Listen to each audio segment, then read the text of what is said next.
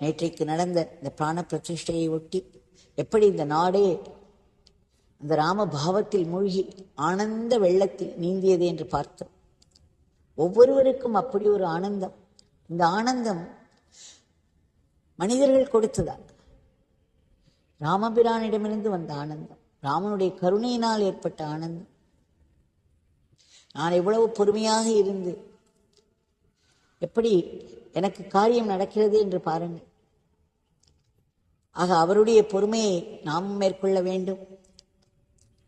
எந்த ஒரு காரியமும் நிறைய நாம் காத்திருக்கும் பொழுது அதன் பின்பு மிகச்சிறப்பாக அது நடைபெறும். இதையும் நாம் பார்த்து வருகிறோம். இன்றைய பிரார்த்தனையை பகவானிடம் சமர்ப்பித்துக் கொள்வோம். பகவான் மீண்டும் மீண்டும் தங்களிடம் கோட்டி கோட்டி முறை வேண்டிக் கொள்கிறோம்.